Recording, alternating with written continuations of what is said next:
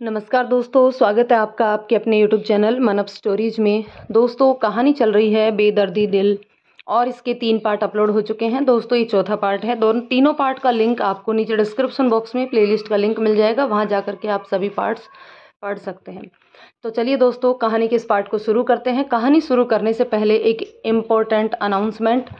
दोस्तों, यदि आप में से कोई भी व्यक्ति ऐसा है जो इनकम जनरेट करना चाहता है, भले ही वो स्टूडेंट हो सकता है, हाउसवाइफ हो सकती है, या फिर कोई भी ऐसा व्यक्ति जो पहले से जॉब कर रहा है लेकिन साइड में कुछ और भी करना चाहता है, तो उसके लिए आप मुझसे संपर्क कर सकते हैं। मुझसे संपर्क करने का माध्यम डिस्क्रिप्शन बॉक्स में मेरा व्हाट्सएप चैनल का लिंक मिल जाएगा, उससे आप जुड़ लीजिएगा। अगर मुझे वहाँ पर कोई भी कैंडिडेट मिलेगा तो वहाँ मैं अपने पर्सनल नंबर शेयर करूँगी, ताकि उस नंबर के थ्रू मैं आप मुझे कनेक्ट कर सकें। या फिर आप इस वीडियो के जो चैट बॉक्स है उसके अंदर आप अपना फ़ोन नंबर छोड़ सकते हैं, लेकिन उस फ़ोन नंबर की प्राइवेसी की संपूर्ण जिम्मेदारी आपकी होगी। इसलिए बेटर यही होगा कि आप मुझे या फिर मेल कर सकते हैं। मुझे मेल मेरे पेज के ऊपर दी हुई है, मतलब इसके अंदर जब हम चैनल के अंदर जाएंगे तो नीचे मेल आईडी दी हुई होगी, तो वहाँ से भी आप मुझे मेल कर सकते हैं। दोस्तों, सबसे पहले बात मैं ये बता दूं, सबसे पहला क्वेश्चन आता है कि ये सब फ्रॉड है, क्योंकि मैंने एक दिन पोस्ट डाला था और उस पोस्ट पर मुझे ये मिला कि ये सब फ्रॉड होता है। तो मैं आपको ये बता देती हूँ, ये फ्रॉड नहीं है। जो चीज़ मैं आपको बता रही हूँ वो खुद मैं भी कर रही हूँ। जो लोग मुझसे काफ़ी समय से जुड़े हुए हैं, मेरे चैनल से, मेरी कहानियों से काफ़ी समय से जुड़े हुए हैं, वो मुझे जानते होंगे। तो दोस्तों, अगर आपको ऐसी अपॉर्चुनिटी लर्निंग विद अर्निंग, अगर ऐसी अपॉर्चुनिटी आपको चाहिए तो आप मुझसे कनेक्ट कर सकते हैं। दोस्तों, अनाउंसमेंट यहीं ख़त्म होता है। चलिए अब हम कहानी को शुरू करते हैं। रिया की सास बोली, यह तो हमारे गले की हड्डी की तरह अटक गई है, ना तो उगलते बनता है ना निगलते। एक तो इसके इलाज में इतना पैसा लग गया और ऊपर से तू इसको गुजारा भत्ता देने के लिए भी तैयार हो गया। कपिल बोला, इसके पास कोई नौकरी नहीं है ना। बिना गुजारा भत्ता देने की हाँ किए बिना तलाक मिलने में परेशानी हो रही थी, इसलिए मुझे हाँ करना पड़ा। सारी बातें सुनकर रिया को बहुत अफसोस हो रहा था कि वह यहाँ क्यों आई। वह चुपचाप उल्टे पैर अपने कमरे में वापस आ गई।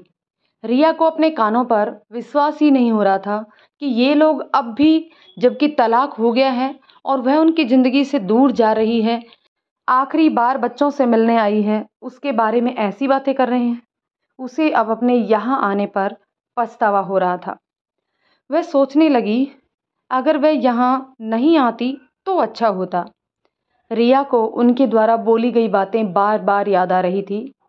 वह बेचैन हो रही थी कि जो शिवन्या शादी के बाद उसके यहाँ आने पर कितनी खुश हो रही थी, हर समय उसके आगे पीछे ही घूमती रहती थी। जब उसने पूरे घर की जिम्मेदारी अच्छे से संभाल ली तो सास ससुर कितना खुश थे, तब से उसकी तारीफ करते थे, और आज उसके बारे में कैसी बातें कर रहे हैं। वह उनसे कुछ मांगने के लिए नहीं आई थी, सिर्फ एक बार बच्चों से मिलने आई थी। काफ़ी समय बाद आज रिया को इस तरह की बेचैनी हो रही थी। वह तो अच्छा हुआ आते समय डॉक्टर नम्रता ने उससे अपनी दवाइयाँ भी साथ ले जाने के लिए बोल दिया था, वरना रिया तो दवा बिना लिए ही आ रही थी। वह सोच रही थी बच्चों से मिलने ही तो जाना है, दवा की क्या ज़रूरत पड़ेगी। रिया ने तुरंत अपनी दवा निकाल कर खा ली। उसकी दवा के साथ उसकी नींद की दवा भी की शीशी भी थी। वैसे तो वह उनकी ज़रूरत नहीं होती थी, लेकिन फिर भी डॉक्टर ने कुछ समय तक उसे साथ रखने को बोला था। नींद की दवा देखकर एक बार तो रिया की इच्छा हुई कि वह पूरी शीशी की दवा एक बार में खा ले और अपना जीवन समाप्त कर ले। इन स्वार्थी लोगों की दुनिया में कैसे कोई जी सकता है। फिर उसने झटक कर अपने दिमाग से इन सब विचारों को निकाल दिया, यह सोचकर कि सब लोग स्वार्थी भी नहीं हैं। डॉक्टर नम्रता जैसे लोग भी तो हैं, जो कोई रिश्ता ना होते हुए भी सबकी कितनी मदद करते हैं। हो सकता है इस संसार में ऐसे भी कोई लोग हों जिन्हें उसकी मदद की ज़रूरत हो। उसी समय से रिया ने यह प्रण कर लिया कि अब वह उन्हीं लोगों के लिए जिएगी जिन्हें सच में उसकी ज़रूरत होगी। अब वह भावनाओं में बहकर कोई भी निर्णय नहीं लेगी, अब बस रिया को सुबह होने का इंतजार था ताकि वह वहां से दूर जा सके। वह रात में अकेले बाहर नहीं जाना चाहती थी, क्योंकि हो सकता था रात में वह कोई मुश्किल में फंस जाए। अगले दिन सुबह जब नौकर कपिल के लिए चाय लेकर आया तो कपिल ने उससे पूछा, जो मैडम आई है उन्हें भी चाय दे दो। नौकर बोला, साहब वो तो कमरे में है ही नहीं। नौकर की बात सुनकर कपिल रिया के कमरे में गया तो देखा कि रिया वहाँ थी ही नहीं और उसके सामान का बैग भी नहीं था। रात का खाना भी मेज़ पर वैसा ही पड़ा था। रिया ने रात में खाना खाया ही नहीं था। तभी कपिल की नज़र मेज़ पर रखे एक कागज़ पर गई। जब कपिल ने कागज़ उठाया तो देखा कि वह एक पत्र था जो रिया ने उसे लिखा था। उस पत्र में लिखा था, मिस्टर कपिल, मुझे घर में किसी से कोई शिकायत नहीं है सिवाय तुम्हारे, क्योंकि इन लोगों से मेरा रिश्ता तुम्हारी वजह से ही जुड़ा था। पहले तुम मेरे जीजाजी थे, फिर मेरे पति बने। कल्पना दीदी बहुत किस्मत वाली थी जिसे तुम्हारे जैसा पति मिला, और मैं शायद बहुत बदकिस्मत। मैं कभी यह समझ ही नहीं पाई कि जब तुमने मुझे अपने जीवन में जगह नहीं देनी थी तो मुझसे शादी ही क्यों की। मैंने गुजारा भत्ता नहीं मांगा था। वह तो तुम जल्दी से तलाक लेना चाहते थे और तलाक जल्दी हो जाए इसलिए कोर्ट के कहने पर राजी हो गए थे। फिर सब उसके लिए भी मुझे ही क्यों दोषी ठहरा रहे हैं। रही बात मेरे उपचार कराने की, तो तुमने मेरा उपचार कराकर मेरे ऊपर कोई एहसान नहीं किया है। मैं बीमार भी तो तुम सब लोगों की वजह से ही हुई थी। मैं पहले से तो बीमार नहीं थी।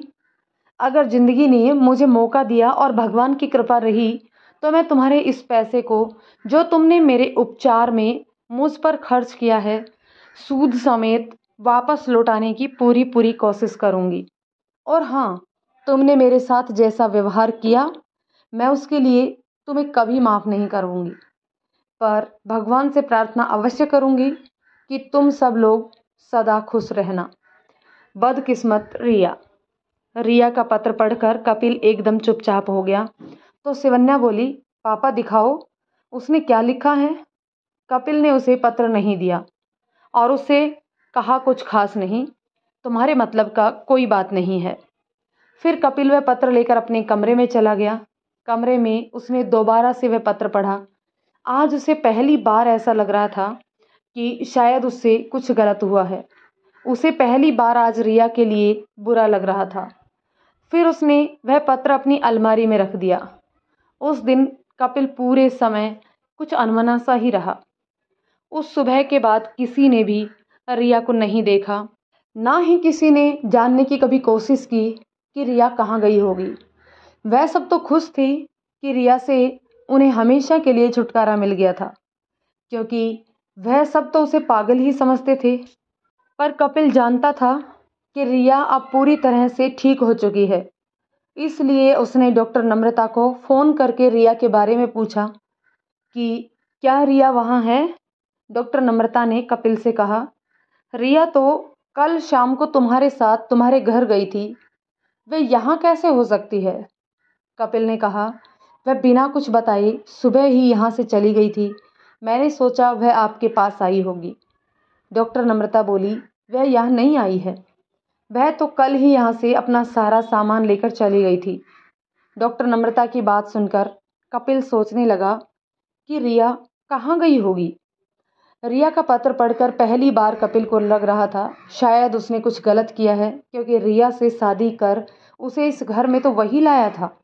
वह कुछ दिन तक अनमना सा रहा। उसने पता लगाने की कोशिश भी करी कि रिया आखिर गई कहाँ है, पर उसे सफलता नहीं मिली। वक्त अपनी रफ्तार से गुजरता रहा। दिन, महीने, साल निकलते गए। ना फिर कभी रिया उनसे मिलने आई और ना ही उन्होंने कभी भी रिया को ढूंढने की कोशिश की। बच्चे बड़े होते गए, स्कूल से कॉलेज चले गए, फिर दोनों बच्चे अपने पैरों पर खड़े हो गए। शिवन्या की शादी हो गई और वह अपने ससुराल चली गई। उसकी गृहस्थी अच्छी चल रही थी। शिवन्या की शादी के कुछ साल बाद शिवांश ने भी अपने साथ काम करने वाली शिल्पा से शादी कर ली। अब उनके 2 बच्चे भी हैं। इसी बीच कपिल के मम्मी पापा भी इस दुनिया से चले गए। सब ठीक चल रहा था। कपिल शिवांश के साथ ही रहता था। अब वह सेवानिवृत्त हो गया था, घर पर ही रहता था। सेवानिवृत्ति के कुछ समय बाद तक तो उसे सब अच्छा लग रहा था। वह सोचता था बहुत काम कर लिया, अब बच्चे अपने पैरों पर खड़े हो गए, उनकी गृहस्थी भी अच्छी चल रही है, अब वह घर पर रहकर आराम करेगा। शुरू शुरू में तो उसे घर पर रहना अच्छा लग रहा था, पर कुछ समय बाद पूरे दिन घर पर अकेले रहना उसे काटने को दौड़ने लगा था। वह पूरे दिन अकेले घर पर बोर होने लगा। किसी के भी घर जाता तो कितनी बार जाता, कोई खाली नहीं रहता था, सबका कोई ना कोई काम रहता था। शिवांश और शिल्पा पूरे दिन ऑफिस में रहते थे, शाम को घर आते थे। बच्चे सुबह स्कूल चले जाते, फिर वहीं से डे केयर चले जाते। शाम को शिवांश और शिल्पा उन्हें अपने साथ ही घर लेकर आते थे। कपिल घर में अकेले रहता, उससे बच्चों की देखभाल नहीं हो सकती थी, इसलिए बच्चे स्कूल से सीधे डे केयर चले जाते थे। धीरे धीरे कपिल को दिन भर अकेले रहना खलने लगा। सब शाम को घर पर ही होते थे, पर सबके अपने अपने काम होते थे। बच्चे शाम को होमवर्क करने और अगले दिन सुबह स्कूल जाने की तैयारी में व्यस्त रहते। शिल्पा और शिवांश बच्चों की पढ़ाई और शाम का खाना बनाने में व्यस्त हो जाते, और फिर उन्हें अगले दिन सुबह की भी तो सारी तैयारियां रात में ही कर लेनी होती थी, क्योंकि सुबह सुबह ही उन्हें निकलना होता था। दिन भर की भागदौड़ से सब थक जाते और रात को जल्दी ही सो जाते।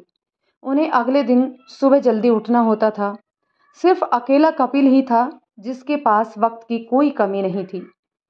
शिल्पा सुबह ही उनके लिए खाना बनाकर चली जाती थी, जिसे वह दिन में माइक्रोवेव में गर्म करके खा लेता था। पूरे दिन में बस एक बार मेड आती थी, वह पूरे घर का काम करके चली जाती थी। अब कपिल का समय बहुत मुश्किल से कटता था। धीरे धीरे कपिल को अकेलापन खाने लगा।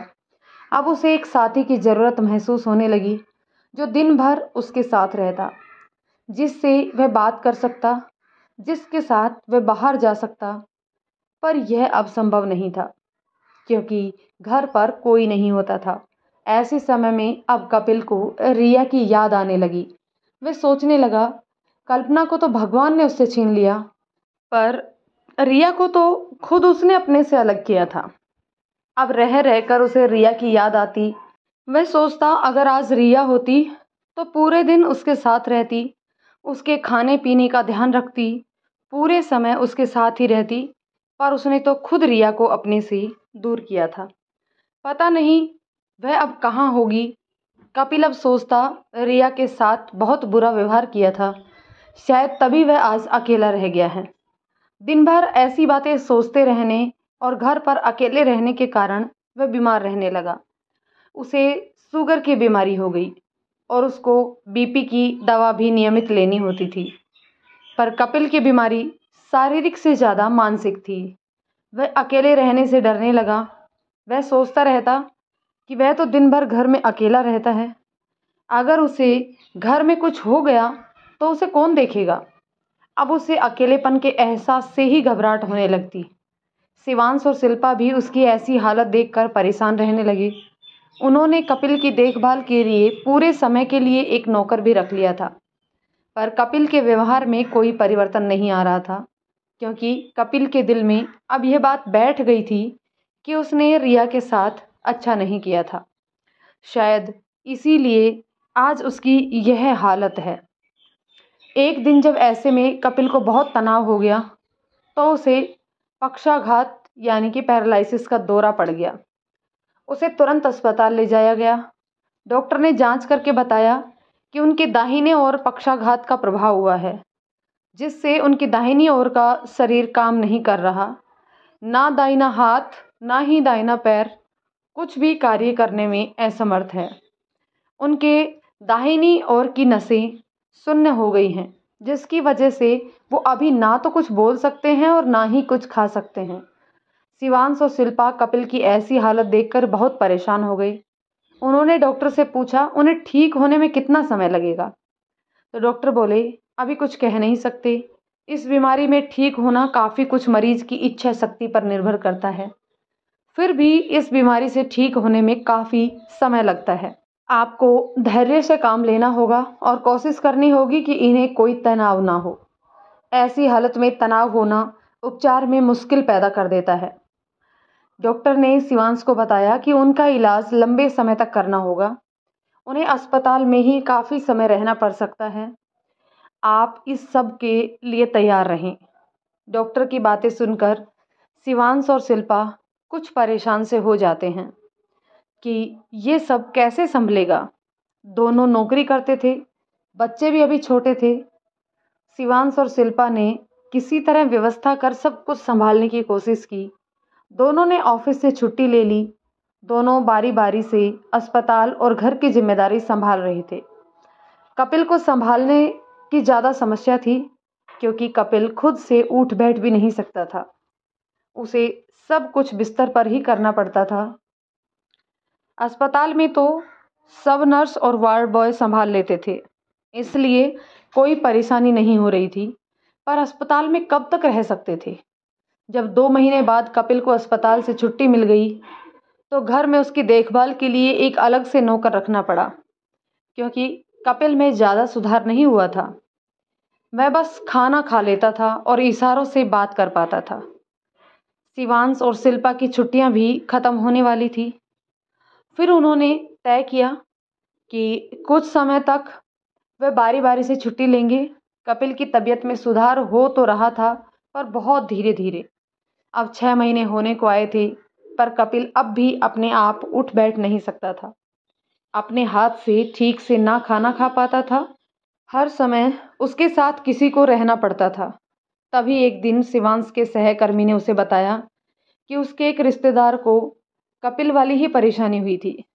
काफ़ी जगह उपचार करवाया पर खास सुधार नहीं हुआ। तब उनके परिवार वाले उसे ऋषिकेश से कुछ आगे एक पर्वतीय स्थल पर बने हुए एक आश्रम में ले गए, जहां आयुर्वेदिक चिकित्सा पद्धति से उनका उपचार किया गया। वह उस आश्रम या संस्था में काफ़ी समय तक रहे। वक्त तो बहुत लगा पर उनकी सेहत में बहुत सुधार हुआ। पहले वह भी उठ बैठ नहीं पाते थे, सारे कामों के लिए दूसरों पर निर्भर रहते थे। मैं अभी पिछले हफ्ते ही उनसे मिला। वह अब काफ़ी ठीक हो चुके थे, अपने सारे काम खुद करने लगे हैं। अब तो घर के आसपास धीरे धीरे घूम फिर भी लेते हैं। उन्हें देखकर ही मुझे तुम्हारे पापा का ही ख्याल आया तो मैं उनसे उस आश्रम का पता ले आया। ऐसा कहकर उसने शिवांश को उस आश्रम का कार्ड दे दिया। शिवांश ने वह कार्ड लेकर देखा तो उसमें आश्रम का नाम जो लिखा था उसे देखकर वह कुछ असहज हो गया। शिवांश को असहज होता देखकर उसका सहकर्मी बोला, क्या हुआ? क्या तुम इस जगह को जानते हो? तुम वहाँ कभी गए हो? उसकी बात सुनकर शिवांश बोला, नहीं, मैं वहाँ कभी नहीं गया हूँ, पर इस कार्ड में जो नाम लिखा है वह कुछ जाना पहचाना सा है। शिवांश की बात सुनकर फिर उसने शिवांश से कहा, अगर तुम्हें उचित लगे तो पापा को एक बार वहाँ ले जाओ। वैसे भी यहाँ तो तुमने बहुत दिखा लिया है, कुछ खास फायदा तो हुआ नहीं, एक बार वहाँ भी देख लो। शिवांश ने उससे कार्ड लिया और बोला, ठीक है, मैं घर पर बात करता हूँ। मुझे तो तुम्हारी बात सही लग रही है, एक बार वहाँ भी दिखा लेते हैं, हो सकता है कुछ फ़ायदा हो जाए। शाम को शिवांश ने घर वापस आकर शिल्पा और कपिल को सारी बात बताई तो दोनों वहाँ जाने के लिए तैयार हो गए। फिर शिवांश ने यह सोचकर जाने के से पहले एक बार वहाँ बात कर लेनी चाहिए। कार्ड निकाला तो कपिल कार्ड देखने के लिए कहने लगा। शिवांश ने किसी तरह उसे ये कहकर कि पहले मैं बात कर लूँ फिर आप देख लेना, कार्ड लेकर दूसरे कमरे में चला गया। वह नहीं चाहता था कि पापा वह कार्ड देखें और उसमें लिखे आश्रम के नाम को देखकर असहज हो जाए, जो उनके स्वास्थ्य के लिए बिल्कुल भी ठीक नहीं था। फिर शिवांश ने उस आश्रम में बात की तो वह बोले, हम पहले मरीज को देखना चाहेंगे, उसके बाद ही हम कुछ बता सकते हैं कि उपचार कितना लंबा चलेगा और मरीज कितना ठीक हो पाएगा। शिवांश ने उनसे सारी जानकारी ले ली।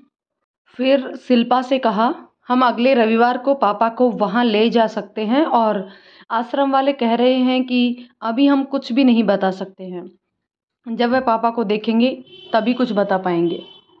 फिर शिवांश ने सारी बात कपिल को बताई और कहा हम रविवार को वहाँ चलेंगे, बच्चों को भी 2 दिन की छुट्टियाँ हैं तो हम सभी जा सकते हैं। हिल स्टेशन जाने की बात सुनकर बच्चे भी चहकते हुए अपने कमरे में चले गए। तब शिवांश शिल्पा से बोला, शिल्पा पापा ठीक तो हो जाएंगे ना? शिल्पा उसे दिलासा देते हुए बोली, तुम इतनी चिंता क्यों कर रहे हो, देखना सब ठीक होगा। पहले हम एक बार वहाँ जाकर तो आते हैं। शिवांश शिल्पा से बोला, अच्छे से तैयारी कर लेना, 2 जोड़ी कपड़े रख लेना, हो सकता है वहाँ रुकना पड़े, और हाँ सबके लिए गर्म कपड़े भी रखना, पहाड़ पर ठंड होती है। शिल्पा ने सारी तैयारी कर ली। फिर रविवार की सुबह सब लोग कपिल को लेकर आश्रम की ओर निकल पड़े। जैसे ही गाड़ी पहाड़ पर चढ़ने लगी, ठंडी हवाओं के झोंके आने लगे। बच्चे तो बहुत खुश थे। उन्हें किस लिए जा रहे हैं इस बात से कोई मतलब नहीं था, उन्हें तो बस घूमने को मिल रहा था। पहाड़ की खूबसूरती, ठंडी शुद्ध हवा को देखकर शिवांश बोला, इतने सुंदर वातावरण में तो कोई भी अस्वस्थ कैसे रह सकता है। 11 बजे के आसपास वे लोग आश्रम पहुंच गए। उन्हें आश्रम ढूंढने में कोई परेशानी नहीं हुई। मुख्य सड़क के किनारे ही आश्रम का बोर्ड लगा था। नौकर और शिवांश ने कपिल को गाड़ी से उतारकर व्हील चेयर पर बिठाया और सब लोग आश्रम की ओर चलने लगे। जैसे ही वो लोग आश्रम के मेन गेट के पास पहुंचे तो गेट के ऊपर लिखे आश्रम के नाम को देखकर कपिल असहज हो गया। उसने शिवांश को इशारे से आश्रम के नाम के बारे में बताया तो शिवांश बोला, मुझे पहले से ही पता है, इसलिए तो मैंने घर पर आपको आश्रम का कार्ड नहीं दिखाया। आश्रम का नाम देखकर कपिल असहज हो गया क्योंकि आश्रम का नाम था मात्र रिया आश्रम, और शिवांश से पूछने लगा, क्या यह रिया का आश्रम है? शिवांश बोला, नहीं पापा, यह तो किसी वसुधा जी का आश्रम है। फिर सब लोग आश्रम के ऑफिस में आ गए। उन्होंने पहले से समय ले रखा था, इसलिए ऑफिस पहुंचने के बाद कपिल को एक सेवक दूसरे कमरे में ले गया। उसने शिवांश को बोला, पहले हमारे डॉक्टर इनकी जांच करेंगे, तब आगे की बात होगी। करीब आधे घंटे तक कपिल की जांच करने के बाद डॉक्टर ने शिवांश को बताया, आपके पिताजी ठीक हो जाएंगे, पर समय लगेगा क्योंकि इनकी थोड़ी उम्र भी ज़्यादा है और इनको शुगर भी है, जिससे इन्हें ठीक होने में समय लगेगा। उपचार के लिए इन्हें आश्रम में ही रहना होगा।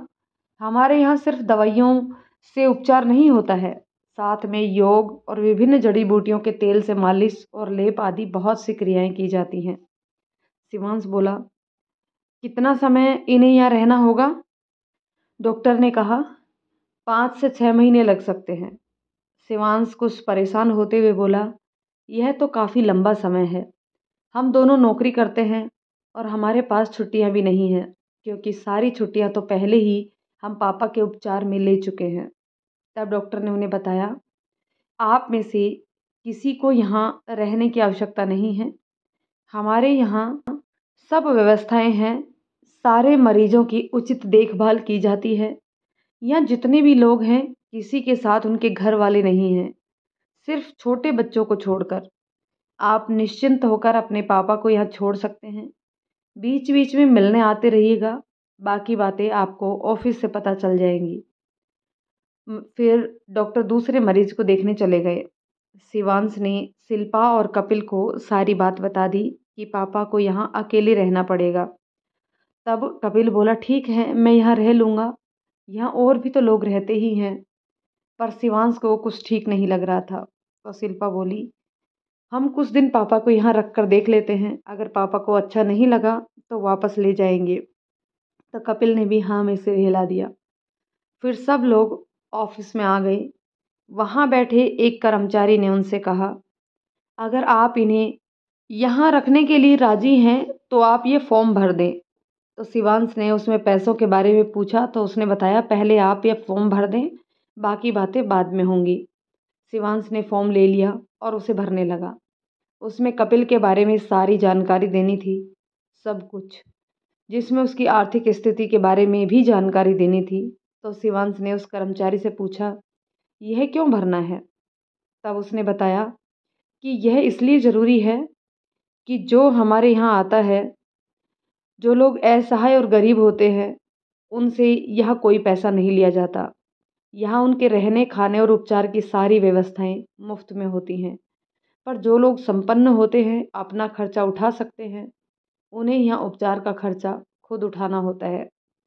शिवांश ने सारी जानकारी फॉर्म में भर दी। फिर उस कर्मचारी ने उससे पूछा कि आप इनके लिए अलग कमरा लेना चाहेंगे या इन्हें सबके साथ हॉल में रखेंगे। हॉल में इन्हें और लोगों के साथ रहना होगा। सब कुछ इनको दूसरों के साथ संयुक्त रूप से इस्तेमाल करना होगा। अगर अलग कमरा लेंगे तो उसमें ये अकेले रहेंगे। इनकी चीज़ों को कोई दूसरा इस्तेमाल नहीं करेगा। वह कमरा सिर्फ उनका होगा। शिवांश ने कपिल के लिए अलग कमरा ले लिया, जिससे कपिल आराम से वहाँ रह सके। फिर शिवांश ने ऑफिस में 1 महीने के पैसे जमा करा दिए और कहा बाकी पैसे वह अगले माह जमा कर देंगे। वैसे तो उनके पास पैसों की कोई परेशानी नहीं थी, दोनों नौकरी करते थे। कपिल की पेंशन भी आती थी, पर कुछ समय पहले उन्होंने अपने पुराने घर को बेचकर और उसमें से कपिल की सेवानिवृत्ति में जो पैसे मिले, वो एक पॉश कॉलोनी में एक बड़ा सा बंगला खरीदा था, क्योंकि तब सब बहुत अच्छा चल रहा था। सब लोग साथ में रहते थे, सब बहुत खुश थे। तब उन्हें क्या पता था कि ऐसा वक्त भी भविष्य में आने वाला है। शिवांश और शिल्पा की सारी बचत कपिल के उपचार में पहले ही लग चुकी थी, इसलिए उनके पास अभी 1 महीने के ही पैसे जमा किए थे। बाकी पैसों के लिए वह सोच रहा था कि ऑफिस से लोन ले लेगा। जब वह अगली बार आएगा तो बाकी पैसे तब जमा करा देगा। सब लोग 2 दिन तक कपिल के साथ आश्रम में ही रहे। तब तक कपिल वहाँ व्यवस्थित हो गया था। फिर सब लोग कपिल को वहाँ छोड़कर वापस आ गए। कपिल वहाँ आराम से रहने लगा। उसे वहाँ कोई परेशानी नहीं होती थी। वहाँ सारे लोग बहुत अच्छे थे, सबका बहुत अच्छे से ख्याल रखते थे। वहाँ सब लोग एक समान रहते थे, कोई बड़ा छोटा नहीं था। धीरे धीरे कपिल को वहाँ अच्छा लगने लगा। वह सबसे घुल मिल गया। उसका उपचार भी अच्छे से शुरू हो गया था। कपिल को वहाँ कोई परेशानी नहीं थी। पर कभी कभी वह बाहर से आती एक आवाज़ से कुछ असहज हो जाता था। उसे लगता था वह उस आवाज़ को बहुत अच्छे से जानता है। उसने कई बार वहाँ काम करने वाले लोगों से उस आवाज़ वाली महिला के बारे में पूछा, तो सब ने यही बताया कि यह वसुधा दीदी की आवाज़ है, जो इस आश्रम की संचालिका हैं। पर कपिल को लगता था कि वह आवाज़ रिया की है। कुछ दिन बाद जब शिवांश उससे मिलने आया, तो उसने शिवांश से भी ये बात कही कि उसे यहाँ रिया की आवाज़ सुनाई देती है। वह यही है। इस आश्रम का नाम भी तो मात्र रिया आश्रम है। शिवांश बोला, ठीक है, मैं पता करके आता हूँ। फिर वह बाहर चला गया और कुछ देर बाद वापस लौट आया। आकर उसने कपिल को बताया कि पापा, यह रिया नाम का कोई नहीं है। इस आश्रम का नाम मात्र रिया होना एकमात्र संयोग है। पर कपिल मानने को तैयार नहीं था। वह रिया की आवाज़ को अच्छे से पहचानता था। उसने कई बार कोशिश की कि किसी तरह वह उस महिला को देख ले, लेकिन वह चल नहीं सकता था, इसलिए कभी भी वह उसे देख नहीं पाया। कपिल को आश्रम में कोई तकलीफ नहीं हो रही थी। वह वहाँ अच्छे से रह रहा था। उसका उपचार भी अच्छा चल रहा था। कपिल आश्रम आकर खुश था, क्योंकि आश्रम में उसके जैसे बहुत से लोग थे जिनका उपचार चल रहा था। आश्रम में आकर कपिल का अकेलापन भी दूर हो गया था। दोस्तों, जानते हैं नेक्स्ट पार्ट में, ये पार्ट यहीं रोकते हैं और जानते हैं नेक्स्ट पार्ट में कि क्या वास्तव में जो आवाज़ थी वो रिया की थी या किसी और की। तो चलिए दोस्तों, कहानी आपको कैसी लगी कमेंट करके ज़रूर बताइएगा। यदि कहानी पसंद आए तो लाइक शेयर करें। चैनल पर नए हैं तो प्लीज़ चैनल को सब्सक्राइब ज़रूर कर लें। धन्यवाद दोस्तों।